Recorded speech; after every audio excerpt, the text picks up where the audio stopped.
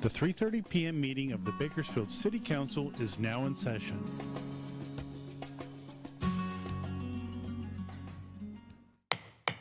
Good afternoon. It's my pleasure to call to order the 3:30 regular City Council meeting of September 24th, 2025. Madam Clerk, please call the roll. Mayor Go. Here. Vice Mayor Kaur. Councilmember Arias. Councilmember Gonzalez. Here. Councilmember Weir. Councilmember Smith. I'm here. Councilmember Koman. Here. Councilmember Bashir Tosh. Here. Thank you. In keeping with the Council's resolution, public statements are received at different times, depending on the item. I'll call on the City Clerk to call for public statements at the appropriate time. If you wish to make a public statement, please fill out a public speaker card and place it in the tray next to the speaker podium. We ask that you mark whether you're here to speak on an item listed on today's agenda or on a matter not on the agenda. Speakers who do not identify a specific agenda item will be presumed speakers for the non-agenda public statements. If you're here to speak on an item not listed on the meeting agenda, you'll be called first to speak. Statements are given a 2-minute time limit per speaker, 20 minutes total for all non-agenda item public statements. If you're here to speak on an item listed on the agenda, I'll call for you at the appropriate time. If public statements become disruptive and I have to clear the chambers to regain order of the meeting, you'll be called in one at a time to provide your public statement when your item is called. Everyone in attendance is expected to adhere to the rules of decorum established by resolution of the City Council. Failure to abide by the city's rules of decorum, including any disruptive behavior that interferes with our ability to have an orderly and efficient meeting, prevents the City Council from conducting the business of the city. Madam Clerk, do we have any public speakers regarding items not listed on the agenda? Mayor Go, we have not received any speaker cards regarding items not listed on tonight's agenda, nor have we received any speaker cards for items on tonight's agenda. Thank you. Next item, please. Closed session item 4A, conference with legal counsel, existing litigation for the following 4 matters: Peterson v. Gonzalez and the City of Bakersfield; 2, Dibburn v. City of Bakersfield; 3, Ortega v. City of Bakersfield; 4, Watson v. City of Bakersfield; and 5, Sloan v. City of Bakersfield. Thank you. We're adjourned to closed session. Reconvening the 3:30 City Council meeting. Madam City Attorney. Thank you, Mayor. There were several items on closed session this evening, so we're just going to take it slow. First of all, the record should reflect that Councilmember Arias entered at 4:08, and Councilmember Kaur, our Vice Mayor, entered at 3:40. Closed session item 4A1, Peterson versus Gonzalez. By a 6-0 vote with Councilmember Weir absent, the City Attorney was given direction. Item number 2, Dibburn versus the City of Bakersfield. By a 5-0 and an abstention from Councilmember Arias, who arrived late, the City Attorney was given direction. Number 3, Ortega versus the City of Bakersfield. By a 5-0 vote with Councilmembers Arias and Weir absent, the City Attorney was given direction. Item 4, Watson versus the City of Bakersfield. By a 5-0 vote with Councilmembers Arias and Weir absent, the City Attorney was given direction. And on item 5, Sloan versus the City of Bakersfield, there is no reportable action. Thank you. Thank you, Madam City Attorney. And with that, we stand adjourned at 5:08. And we'll start our next meeting shortly. Thank you. Welcome to the Bakersfield City Council meeting. This television broadcast is brought to you by the local cable companies, the County of Kern, and the City of Bakersfield. You can watch the rebroadcast of this meeting Saturday at 7 p.m., Sunday at 10 a.m., and the following Wednesday at 7 p.m. You can download the agenda for this meeting at www.bakersfieldcity.us. Presiding over this evening's meeting, the Honorable Mayor Karen K. Go. Good evening. It's my pleasure to call to order the 5:15 regular City Council meeting of September 24th, 2025. Madam Clerk, please call the roll. Mayor Go. Here. Vice Mayor Kaur. Here. Councilmember Arias. Here. Councilmember Gonzalez. Here. Councilmember Weir. Councilmember Smith, I'm here. Councilmember Coman, Here. Councilmember Bashir Tosh. Here. Thank you, and welcome to all of you. Glad to have you participate in the civic process. We have the pleasure tonight of having Baba Balraj Singh, who's the priest of the Gurdwara Sahib Nanak Sar Darbar, to offer the invocation. Had to practice that a few times. We're so honored to have you here. It's always so wonderful to see the generosity of our Sikh community in their temples as they feed people and do very goodwill to all. Following the invocation, Samuel Chambliss, who's a senior at Heartland Charter School, will lead us in the pledge. He's Councilmember Bashir Tosh's appointed youth commissioner with a 4.5 GPA, plays lacrosse, Civic Air Patrol Club, and he's currently taking flight lessons to become a pilot. And I heard, Sam, that you're pretty close. He interns at Bigger and Harmon Traffic Law, and he plans to attend the Air Force Academy. Councilmember Bashir Tosh, I watched Sam and the youth commissioners on Saturday at their retreat, and you did really well in choosing him. Would you all please stand now as our priest comes to pray for us?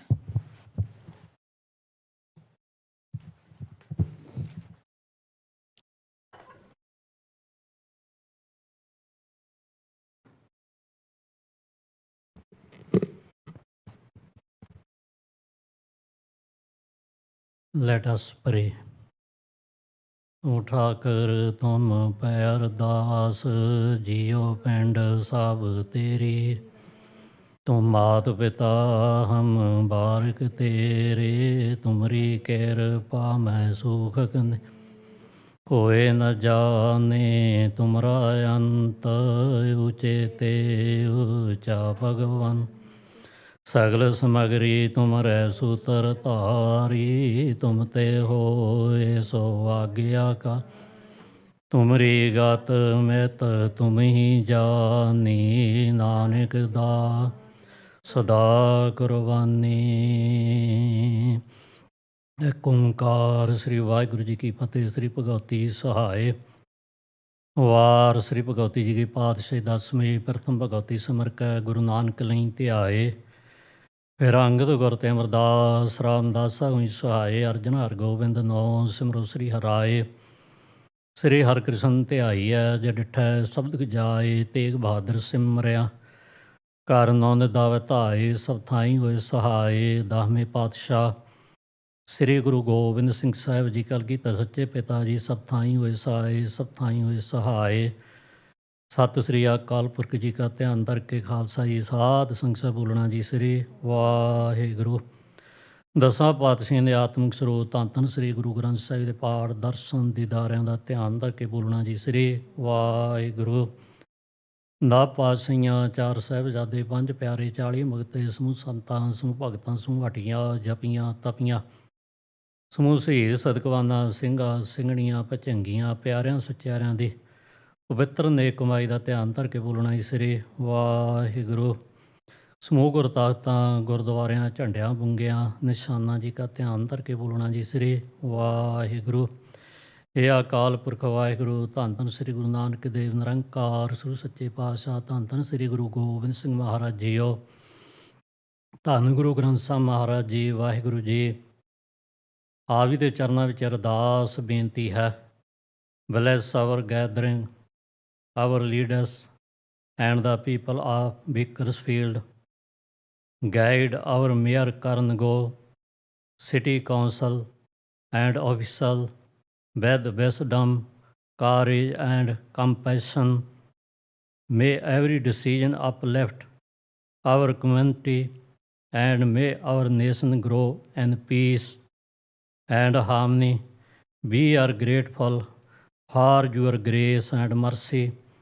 God bless our city and the United States of America. Nanak ਨਾਮ ਚੜ੍ਹਦੀ ਕਲਾ ਤੇਰੇ ਭਾਣੇ ਸਰਬੱਤ ਦਾ ਭਲਾ। ਵਾਹਿਗੁਰੂ ਜੀ ਕਾ ਖਾਲਸਾ ਵਾਹਿਗੁਰੂ ਜੀ ਕੀ ਫਤਿਹ। ਬੋਲੇ ਸੋ ਨਿਹਾਲ। ਸਤਿ ਸ੍ਰੀ ਅਕਾਲ। ਵਾਹਿਗੁਰੂ ਜੀ ਕਾ ਖਾਲਸਾ ਵਾਹਿਗੁਰੂ ਜੀ ਕੀ ਫਤਿਹ। Thank you, Baba Singh. Sam?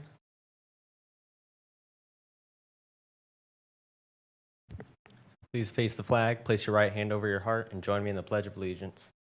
I pledge allegiance to the flag and to the United States of America and to the republic for which it stands, one nation, under God, indivisible, with liberty and justice for all. Thank you. Thank you, and you may be seated. Thank you so much to both of you, and you're welcome to stay, but if you need to leave, this would be a time when you can leave, but you're certainly welcome to stay.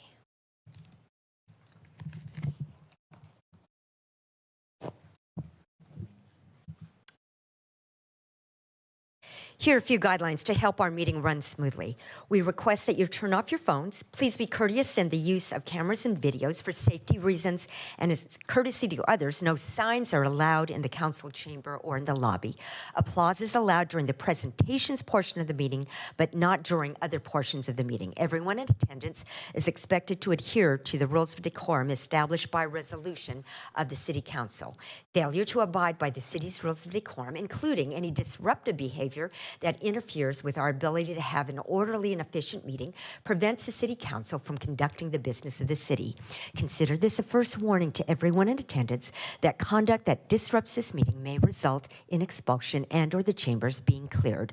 Behavior that disrupts the meeting includes repetitive statement, shouting, hate speech, interrupting staff or presenters during the meeting, speaking out of turn, and outbursts from the audience. Madam Clerk, next item, please. Presentations item 4A, proclamation to Jennifer Henry, Executive Director of Links for Life, declaring Paint the Town Pink Month in Bakersfield during October 2025. Of course, you have to stand up with her. Part of the team. We are so grateful to have all of our friends here who daily are advocates for women with breast cancer. So much support. I just see you all over the community. You are so supportive for women in their most critical time of need, and then just ongoing for months, for years, and I'm going to guess for decades. And so it's my honor today to be able to issue this proclamation. The mayor of the city of Bakersfield, California, has officially proclaimed October 2025 as Paint the Town Pink Month in our city in recognition of the more than 400 Kern County community members who will be diagnosed with breast cancer annually, and the nearly 100 who will bravely lose the fight. In recognition of the unwavering support of family and friends, offering sanctuary and encouragement to loved ones in the midst of treatment. In recognition of Links for Life and other organizations committed to increasing awareness and finding a cure for breast cancer. In recognition of the importance of raising public awareness, public consciousness, and securing funding for research. In recognition of the efforts to unite our community through awareness and personal experiences by displaying the color pink during the month of October. We celebrate the more than 4 million breast cancer survivors, give hope to those in the battle, and honor those we have lost. Thank you, Links for Life, so much for your more than 30 years of service to our community. It's my honor to be able to present this proclamation to you, Jennifer, and you may introduce your team. Thank you. Thank you, Mayor. I will introduce Amisha Panu. She's our board president. Stana Bright, one of our founding members. Heather McMahon, our development manager, Liz Huerta, our patient advocate, and Charlotte Brandt, survivor along with Stana and a lifetime member. So thank you for having us. Links for Life, yes, 33 years we've been around in our community. This past year, we've provided 593 survivors and family members with a support group. Over 1,500 people walked into our offices for assistance. We funded 256 mammograms and ultrasounds, 5 needle biopsies, and we diagnosed 2 women with breast cancer in Kern County who had otherwise gone without. Part of Links for Life mission is to improve breast health outcomes. And this year, approximately 448 women will be diagnosed with breast cancer. That is below the state average, but our mortality rate is above the state average. This past winter, we were approached by Cedars-Sinai Medical Center to apply for a collaborative breast cancer research program pilot project. and we were funded. The funds came in yesterday. So this grant aims to study women who are 5 to 10 years post-treatment as they transition from being followed by oncology to primary care. Two of the questions we're looking to answer is, what challenges do breast cancer survivors encounter when moving from oncology to primary care at the end of treatment, and what helps breast cancer survivors remain engaged with primary care over the time? These questions that we will study will be part of the Lost in Transition grant. I'm asking for your assistance too in 2 areas. One, October 4th, lacing it up out at the park at Riverwalk. We kick off Breast Cancer Awareness Month. Come out and walk. Marigo's already said she'll be there, so we expect other people to join us. And 2, in your little packet, there's that invitation, and on the back is the Hot Pink Celebration, which is on October 24th. It's our gala event at Luigi's. So come join us. It's a fun time with lots of people. We sold out 3 weeks before the event last year. We're looking to do the same this year. And then also in there is we are looking to interview stakeholders, policymakers in regards to the CEDARS grant. There's contact information with CEDARS. Please reach out to them so that you can be part of this project, that we can interview you to have your input in what we find out in Kern County. And third, we are trying to get a mobile mammography unit for Kern County. It's a lot of money. I just know the unit alone is $500,000. That doesn't include the mobility of it. So we are looking to bring in partners to help us. One of the women we diagnosed, we took the mobile unit out to Lost Hills. What if we wouldn't have gone? She wouldn't have gotten in. We were able to get her diagnosed, and she was able to seek her treatment she wanted. So we are saving lives. 100% of our funding stays here. We started with 10 women who wanted to give back. So we want to thank you for your support, and we look forward to seeing you in October. Sit up for. You gotta go take pictures. All of you. Ladies, go.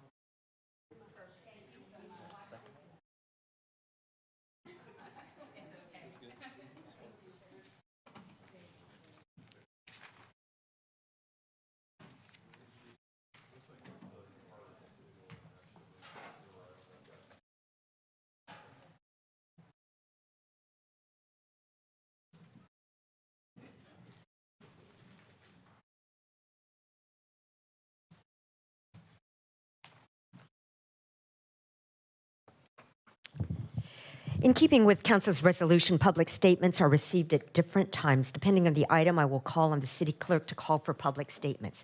If you wish to make a public statement, please fill out a public speaker card and place it in the tray next to the speaker podium. We ask that you mark whether you're here to speak on an item listed on today's agenda or in a matter not on the agenda. Speakers who do not identify a specific agenda item will be presumed speakers for the non-agenda. If you are here to speak on an item not listed on the meeting agenda, you'll be called first to speak. Statements are given a 2-minute time limit per speaker, 20 minutes total for all non-agenda item public statements. If you're here to speak on an item listed on the agenda, I'll call for you at the appropriate time. If public statements become disruptive and I have to clear the chambers to regain order of the meeting, you will be called in one at a time to provide your public statement when your item is called. Madam Clerk, do we have any public speakers regarding items not listed on the agenda? Marigo, we've received one speaker card. The first speaker is Peter Friedrich.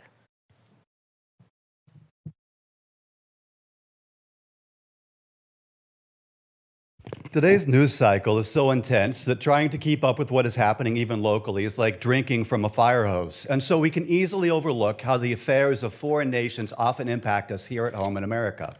Last year, a group of Sikh Americans rallied here in Bakersfield before marching to Sacramento to highlight the transnational repression, or TNR, that their community faces at the hands of the Indian government.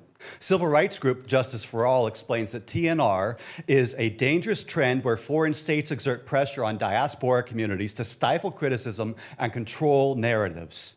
2 years ago, India joined that trend when its spy agency assassinated one Sikh activist in Canada before getting caught trying to assassinate another in New York. Since then, the FBI has warned Sikhs throughout California that they face threats from India. One person they warned was Assemblywoman Jasmeet Kaur Bains, who co-authored SB 509, a bill which she says will ensure that law enforcement is well trained in how to recognize and deal with the threats posed by TNR. SB 509 just unanimously passed the state legislature and now sits awaiting Governor Newsom's signature. And yet, since the bill supports limiting the ability of foreign governments to influence state policy or public opinion, it is no surprise that groups like the Hindu American Foundation are lobbying against it. HAF, according to a recent legal complaint, appears to be acting as an agent of the Indian Embassy in Washington, D.C., and the ruling government of India. The foundation also frequently partners with the HSS, a group that Justice for All explains is the international wing of the RSS, a paramilitary group in India with a well-documented record of promoting anti-Muslim, anti-Christian, and caste-based bigotry. Here in California, the HSS repeatedly solicits city governments for resolutions praising them, while HAF recently hosted training sessions for Californian law enforcement in which they reportedly parroted the Indian government's propaganda that Sikh activists are terrorists and demanded surveillance of the community. Considering this, I urge the city of Bakersfield to encourage Governor Newsom to sign SB 509, issue a policy statement condemning transnational repression, and disavow engagement with HAF, HSS, and any other extremist or supremacist organizations, especially ones who may have ties to foreign governments. Thank you, Mr. Friedrich. I have here an information packet on this issue. You can leave Thank it you so right much. there, and the clerk will get it to council members. Right there in that tray. Thank you, Mr. Friedrich. Madam Clerk, do we have any other speakers in this category? Mayor Go, we have not received any additional speaker cards for non-agenda items. We have also not received any speaker cards for agenda items.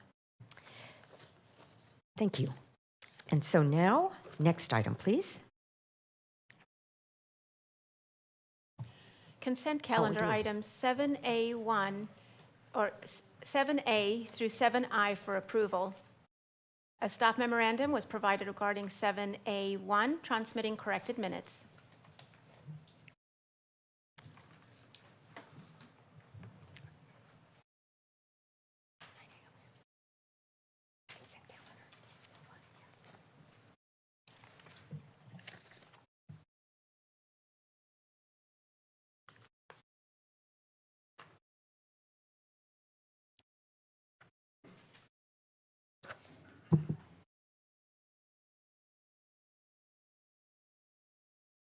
Motion to approve consent calendar.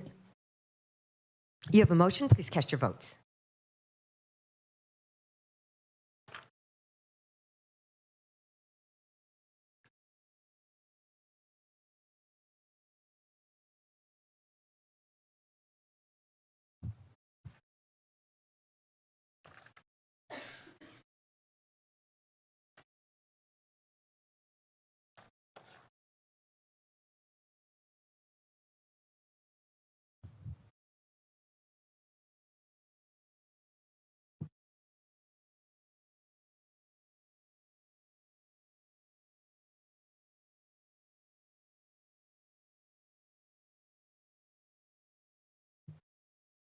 Motion is approved with Councilmember Weir absent.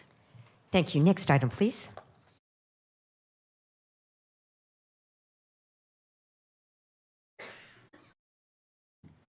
Consent calendar public hearing items 8A through 8B for approval. Thank you. At this time, I'll open consent calendar public hearing items 8A through B. Is there anyone in the audience who would like to request that a hearing item be removed from the consent calendar? If so, please come forward. This isn't the time to take testimony, only to remove the matter from consent calendar hearings.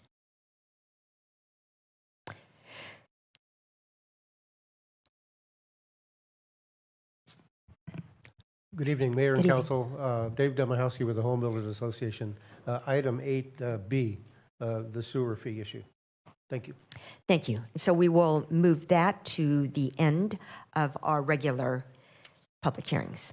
Does any council member wish to remove an item from the consent calendar hearings? Seeing none, at this time, consent calendar public hearing item 8A is now closed. Vice Mayor? Motion to approve 8A. You have a motion. Please catch your votes.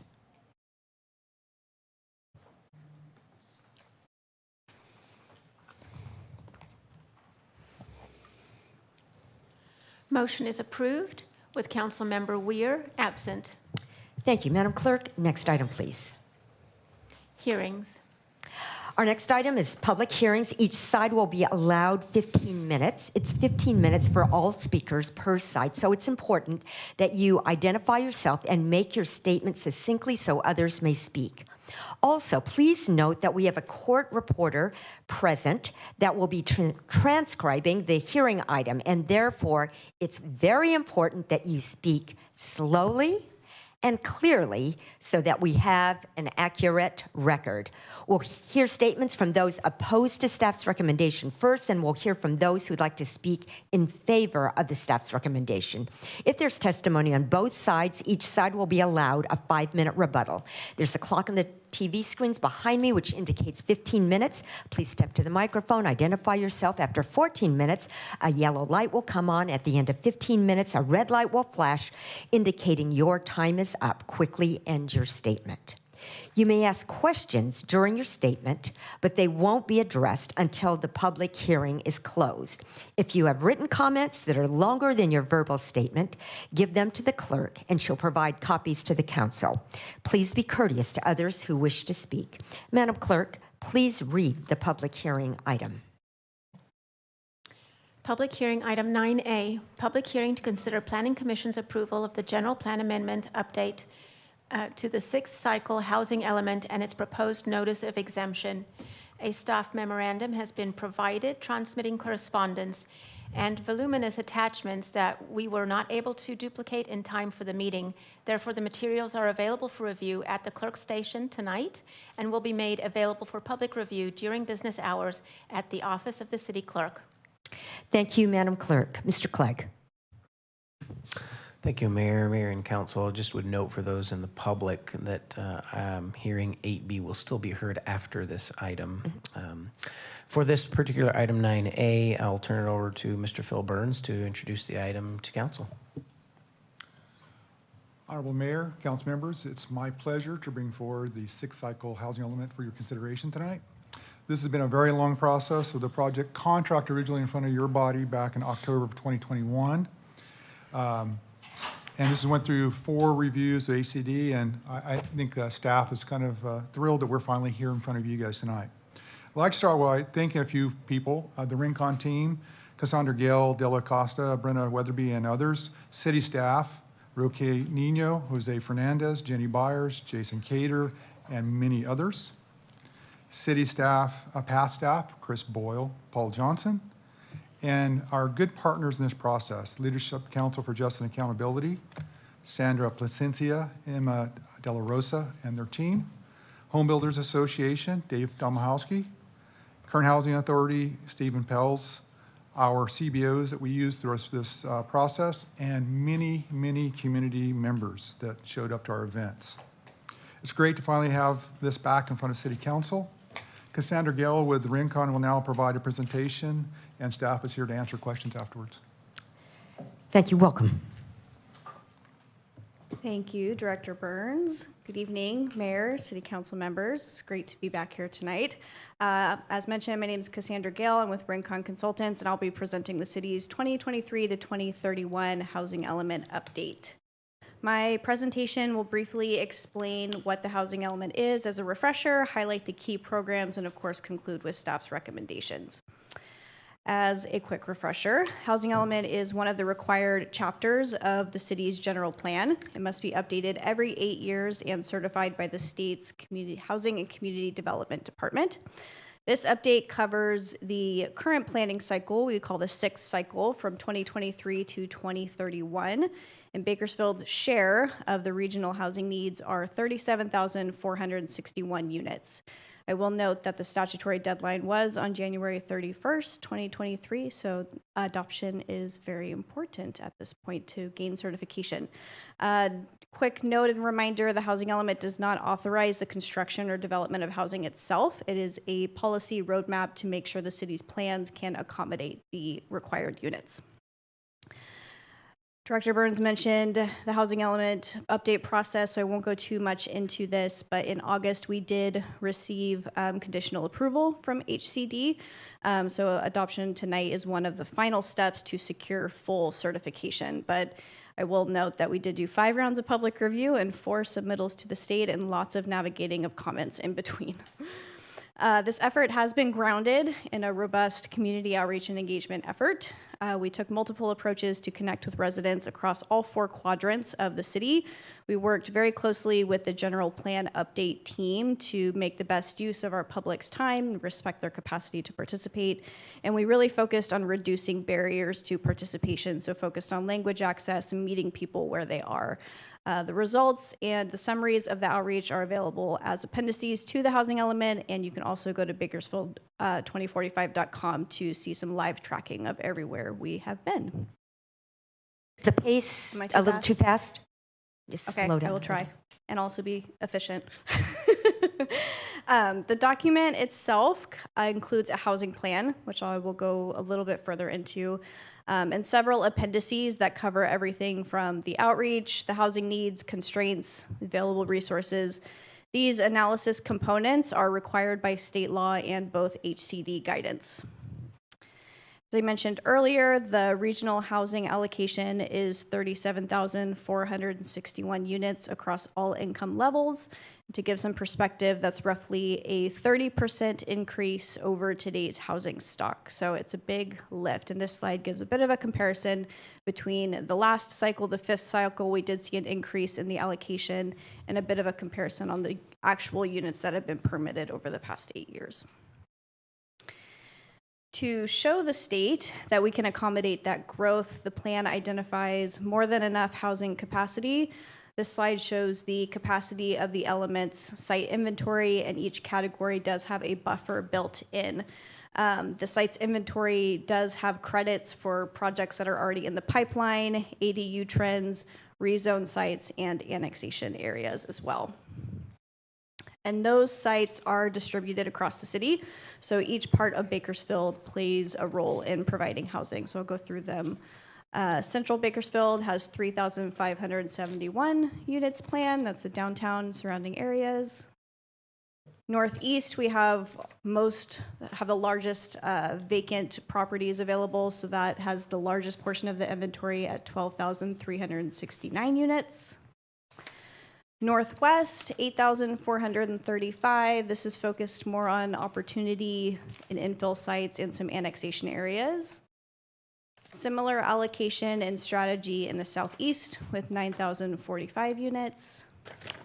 And finally, Southwest Bakersfield with just over 6,000 units, a lot of those focused on a very large annexation area to the south of the city limits. Beyond just showing where the housing can go, the housing plan lays out the city's strategy. So it includes 5 goals, 28 policies, 20 programs, and over 100 to-do items or actions. Again, the city and property owners are not required to build the housing directly, but the plan sets the framework so that the development industry has the opportunity to deliver those units. And this is where the implementation programs are really the central focus of the document. The programs lay out those action items and are organized by theme. Some focus on preserving and improving existing housing, like the rehabilitation and safe housing programs. Others support the development of affordable housing, so preserving at-risk units, exploring the creation of an inclusionary ordinance, and providing incentives for new production. There are programs to make sure the city maintains adequate sites and reduces barriers, like streamlining review and supporting ADUs. A lot of that work, a lot of these programs building on the work that the city is already doing. And finally, there are programs aimed at community support, so addressing special needs housing, homelessness prevention, fair housing services, and even further exploring and supporting ideas like the Community Land Trust and 15-minute neighborhoods. Adopting a compliant housing element is we're at a critical path forward. Without it, the city, sorry, slow down, sure. Yes, no problem. Without it, Bakersfield could lose access to important state funding, face enforcement actions from the Attorney General and the Housing Accountability Unit, and lose local control through what is known as the Builder's Remedy. Certification ensures that Bakersfield continues to have access to state resources and maintains local authority.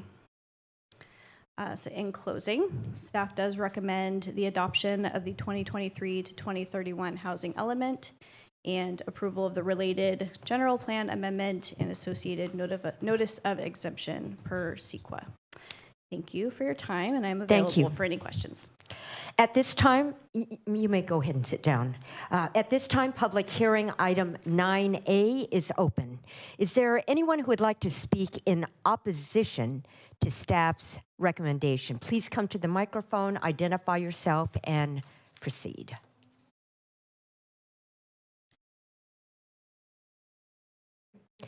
And just a reminder, if you can speak slowly for our court reporter. Welcome, Ms. De La Rosa. Hello. I will try my best to not speak fast. Good evening, everyone. My name is Emma De La Rosa, and I'm the Land Use and Transportation Policy Manager with Leadership Council for Justice and Accountability. As staff has mentioned, as Cassandra has mentioned, this process has taken, thank you. Has taken a number of years, a lot of revisions and reviewing of long letters, particularly from LCJA, but they all held really important information that, to some extent was integrated into the housing element draft that is up for review and consideration today. And for that, we appreciate staff's, willingness to meet with us continuously and chat with us about the housing needs in the city. The information that we shared in the letters was based on community feedback through community meetings that we held, and also we provided feedback from outreach that we conducted in communities. We went out to various apartment buildings throughout the city, not just Ward 1 or Ward 2, but Ward 5, Ward 6, Ward 4, Ward 7, all of the areas throughout the city has some type of housing need. And so for that reason, we made sure to go out and talk to community members and ensure that we incorporated their comments into our letters. I want to, again, thank the staff, thank everyone for meeting with us throughout the last few years.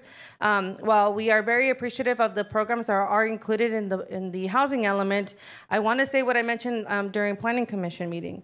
A lot of these programs are limited to feasibility studies or exploration of funding, and if there isn't any accountability of the implementation beyond just exploring feasibility, then we might not see the results that we are hoping to see from this plan, right, to improve housing throughout our cities. And staff has done a great job of including some great data in this housing element, but it will also require your support moving forward to ensure that the programs are implemented as they are written, but also ensure that these feasibility studies are actually, will actually become policies. Otherwise, we're going to have a document that staff spent 2 years on, and perhaps it may not result in anything, right? So anyway, I'm just repeating myself. I also want to just raise that the Planning Commission provided some really great feedback as well related to affirmatively furthering fair housing.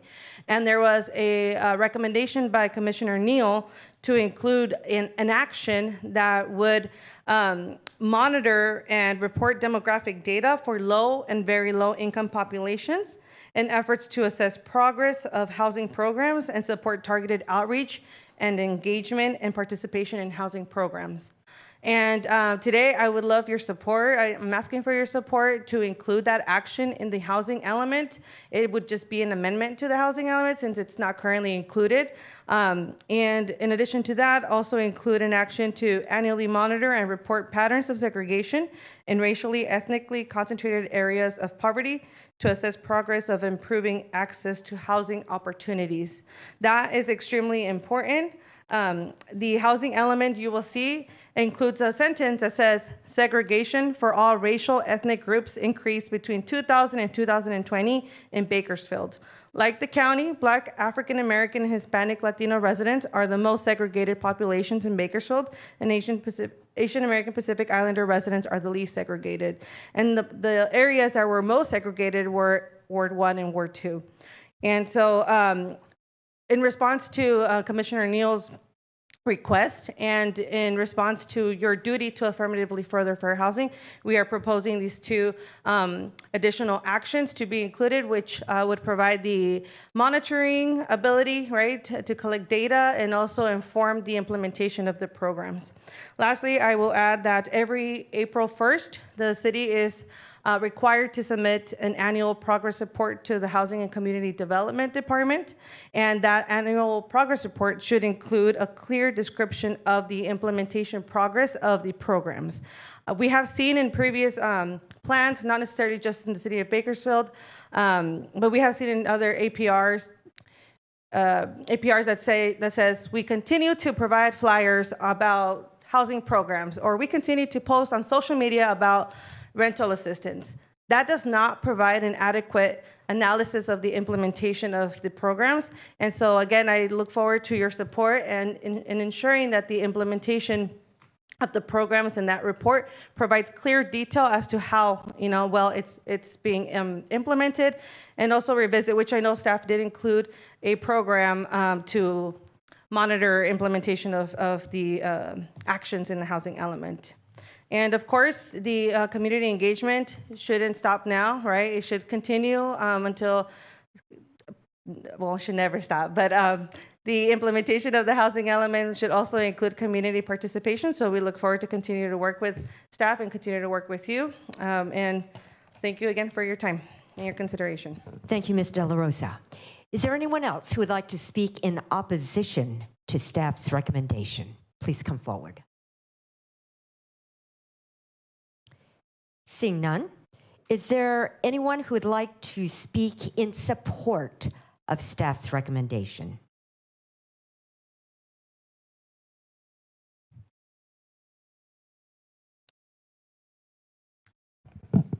Welcome. Please introduce yourself. Good evening Mr. again. Tomaszewski. Mayor Goh, council members, Dave Demahowski representing the Home Builders Association of Kern County. We're here to congratulate staff on a landmark achievement here. We think the Department of Housing and Community Development held Bakersfield to a much higher standard than any other jurisdiction in the region. Multiple reviews, multiple revisions that the city accepted. And so we're pleased to see that this important element, which really authorizes our industry to continue in business here in Kern County, appears to be acceptable to the state of California. However, we do have one concern, and that has to do with the recommendation relating to inclusionary zoning ordinance. There's a policy recommendation, an action item that calls for the feasibility study. We have no problem with the city engaging in a feasibility study, but I will share with you that cities that have already adopted an inclusionary zoning ordinance, such as the city of Irvine, the city of San Francisco, have actually pulled back their inclusionary requirements to a certain extent because of the negative impacts on housing production and affordability.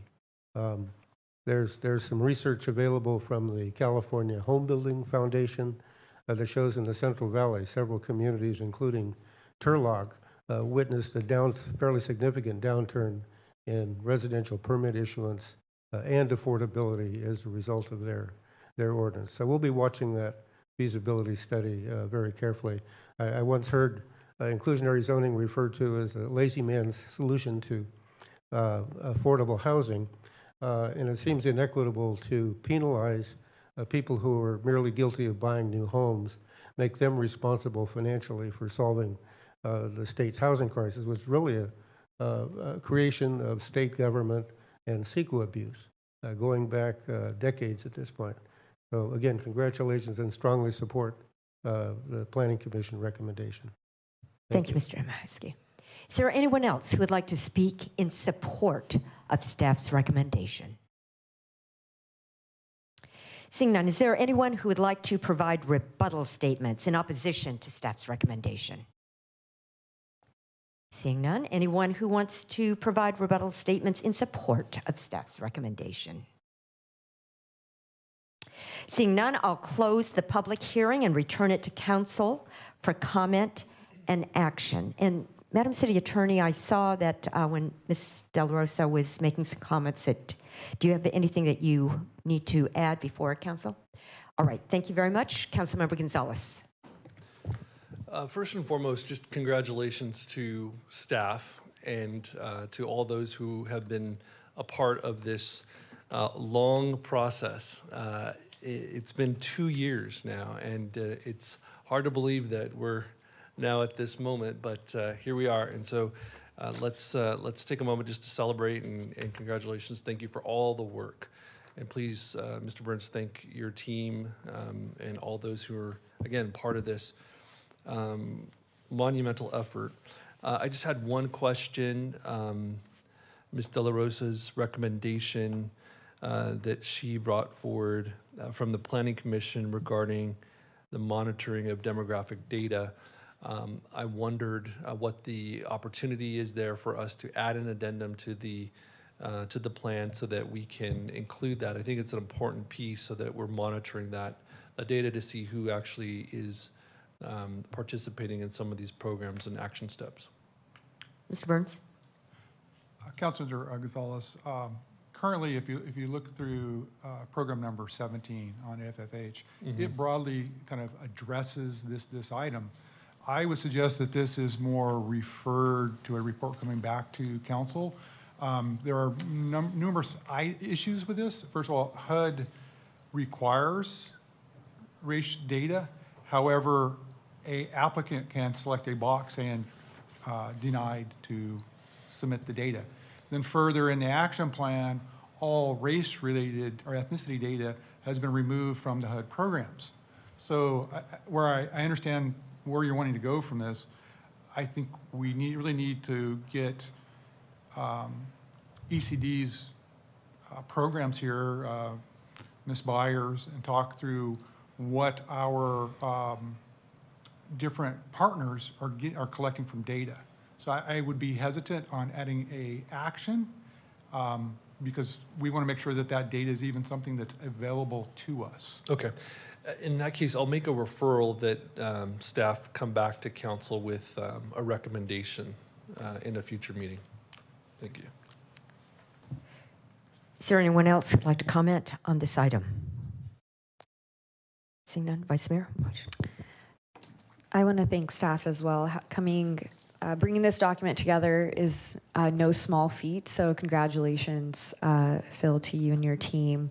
And, traditionally in planning, we want housing elements and general plans to be a lot more detailed and ambitious than they can be. And within the structures of this document that we submit to the state, the hope is that in the years to come, we can achieve a lot of the things that our community has advocated for. And there's elements of student housing that have been incorporated due to community advocacy, and really unique elements that are hyper local to us and the city of Bakersfield. So I'm hopeful and really want to just thank the community and Emma, your efforts, and for coming back to bring the community voice to this document, to this process, and having a local plan and creating a local plan that we're proud of and that represents our community and our goals in the future. So with that, I will make a motion to adopt the proposed 2023 to 2031 housing element and approve the related general plan amendment with associated notice of exemption per the California Environmental Quality Act. You have a motion. Please cast your votes.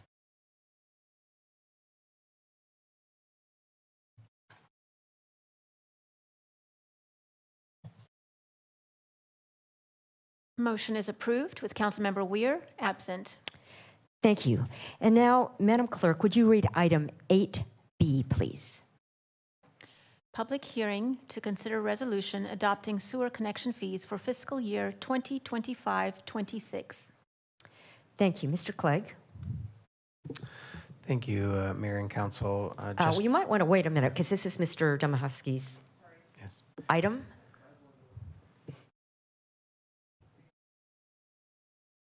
Okay, no, that's okay. We're going to have a report on your item. Yeah, very briefly, Mayor and Council, I'll provide some quick context on this item, and if there's additional questions, Director Budak's available to speak to this item. But in brief, you'll recall a year ago, we brought forward a significant package that had done analysis and looked at whether our connection rates for sewer were adequate, and that we had fallen behind and that they were not adequate. I want to state publicly and clearly this is very distinct from our user sewer rates issue, which was brought forward earlier this spring and is coming back to your council this fall. This is just for the connection or availability to sewer for new development. But we did work with our development community a year ago. We brought forward an increase that was more than it had been in recent years. And one of the requests from the development community was to not wait multiple years and let those fees kind of get behind and pile up, but instead that we would adopt a rate increase model that would be adjusted each year for the cost of inflation in construction and the cost of doing business. And so that's what this item reflects tonight, is essentially a consumer price index, but that's tailored towards these construction costs. And it reflects just that annual increase. And we did do outreach with the building community to go over those numbers and share that we had taken on an approach that was consistent with some of the feedback that we had heard, that it's better to incrementally do these increases than to let them sit and pile up. Ms. Budak, would you offer any additional? Okay, we'll be available to answer questions beyond that, but that's the essence of this item. Thank you. So at this time, hearing item 8B is open. Is there anyone who'd like to speak in opposition to staff's recommendation?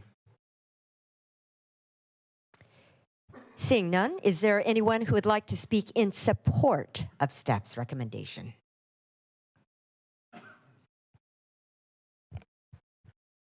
Mayor and council members, Dave Domachowski with the Home Builders Association again. I don't think we've ever spoken in support of a fee increase, but we were so happy it was not double-digit increase that I just wanted to see what it felt like.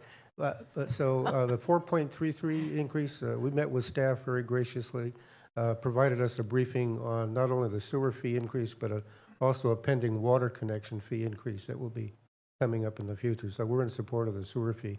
But I do have to comment that it looks like the water connection fee will involve a change in the methodology whereby the city establishes the fee based on a per dwelling unit factor rather than a per acre factor, and that could result in a fairly significant, possibly a double-digit increase in the water connection fees. So we'll be getting back with your staff before the water fee issue comes before you and try and get some additional information as to the basis of it. I don't know whether, because of the change in methodology, that triggers a nexus study under the Mitigation Fee Act. We'd like to discuss that also with staff before the item comes before you in the future. And thank you for your time. Didn't mean to extend the meeting very long. Thank you. No, you're welcome, and we're always glad to have your voice here. Thank you. Is there anyone else who would like to speak in support of staff's recommendation? Seeing none, I'll close the public hearing and return it to Council for comment and action. Vice Mayor? Motion to adopt the resolution. You have a motion? Please cast your votes.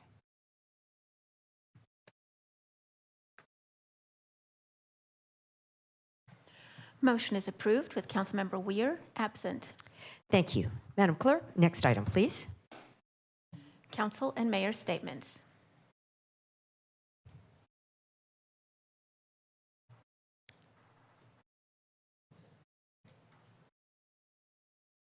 I don't have anything up yet, but we might give it a minute.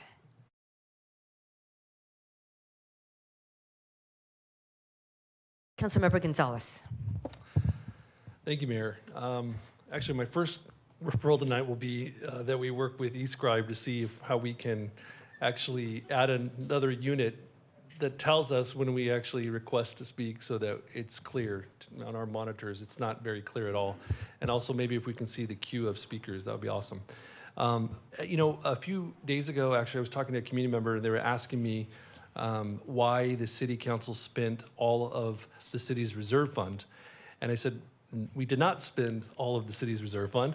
And I think there is some confusion out there about some of our budgetary challenges as we adopted this last fiscal year's budget and what we talk about when we talk about fund balance and our reserve fund. And I just wanted to quickly note that, in fact, at the end of 24, I think finance is still working on the most accurate numbers for the end of last fiscal year. We have a general fund reserve balance of close to $60 million in our reserve. Compare that to in 2018, pre-Measure N, we were at a fund balance of $13 million. So this council has been actually very strategic at building up a reserve fund to improve the financial health of our city. In fact, our goal is to have 2 months worth of cash flow in our reserves. And that's always an elusive goal. As budgets increase, we're always having to add more to that fund. But it's interesting to note that it's grown significantly since pre-Measure N. The other fund, though, another reserve fund, is our facility replacement fund. In 2018, this fund was at $3.3 million, and today sits at $5.3 million. Again, another strategic investment that the council has made. But the last piece I want to mention, something that I'm very proud of, is our CalPERS stabilization fund. We know that the cost of CalPERS payments will peak in the next 3 to 4 years. And in order for us to make those payments, this council decided a few years ago that we were going to set up a Section 115 fund where we put some of our net revenue into a reserve that will help us make those payments over time. And so we established that in the fiscal year 22-23, and today we have almost $6 million in that fund. And so it's encouraging. What I'd like us to do is, actually, one last comment. All of these funds are sitting, in our savings accounts, and it's actually generating interest. We're earning interest on these accounts. And it was interesting to see that we're almost earning close to almost $2 million annually from all of these reserves. So not only are we saving money, putting it away for the rainy day, but it's actually helping us in future by making some additional income. So what I'd like us to do is have a workshop for the city council at a 5:15 meeting so we can go over our reserves and understand it better. So all of us on the dais and the community as well can see where we are, how we're doing with our reserve accounts, and then also how we compare to other cities in the state of California, because I think the last time I checked, we were very competitive. We actually had a healthier reserve than most communities, and I think that's something that we should all be proud of. Of course, there's so much more to do, but we need to make sure that folks know that our reserves have not been spent. Thank you. Councilmember Smith. Thank you, Mayor. I just wanted to mention the Jailbad Task Force that we had this afternoon. We had a great turnout, conversation with the sheriff and the DA and mental health and nonprofits, and that is our most pressing issue as far as public safety. And we brought the community together to begin that conversation and to try and find solutions. Our objectives are to find solutions listen to the community, create community awareness, and create an urgency for this problem. And there has been no urgency, and it's time to solve this problem. So I think hopefully we're moving forward, and at least we've brought people together to begin the conversation. Thank you. Thank you. Councilmember Arias. Thank you, Mayor. I think this might be the first meeting in the past 2 months that we've been able to finish before 7 o'clock. So I'll make sure to take up as much time as I possibly can with my comments. Kidding aside, I just want to congratulate, it looks like you might have stepped out of the room, but Mr. Rick Anthony was the Parks Director at the time, who actually took a tour with myself and the Greenfield Walking Group at Stern Park several years back. We identified a need that we needed restrooms at the park. It is a well-visited park every single day. If you head over there after school is over, there are dozens upon dozens of families who utilize that park on a daily basis. So this is a game changer for that community. I just want to say congratulations. That install, I think, happened over the last couple weeks. So super grateful for that investment, and thank you to the voters for Measure N for making that possible. The second piece that I wanted to add is actually a referral for staff. Before I make the referral, I just want to say thank you to Councilmember Bob Smith. Earlier today, he let me know that he is having positive conversations with our friends at Kern Delta regarding a potential partnership for a potential pedestrian and bicycle path along H Street next to and adjacent to the canal. So I would like to make a referral to staff to have them explore what that partnership could look like. And I think there's a couple of ways that we've gone back and forth about how we can get that done, but ultimately it's about safety along that corridor. We know that it's well-traveled. There's high congestion rates along that corridor throughout for several miles, and I think it's time that we work together. We have 2 demonstration projects that we've done and partnered with the Delta folks in the past, and we're hopeful that we can make this a 3rd one. So if I could ask staff to take a look at that, and specifically south, Mingen headed south all the way down to really as far as we can take it. So thank you so much. Thank you, Councilmember Arias. I don't see any other requests to speak, and so we stand adjourned at 6:15.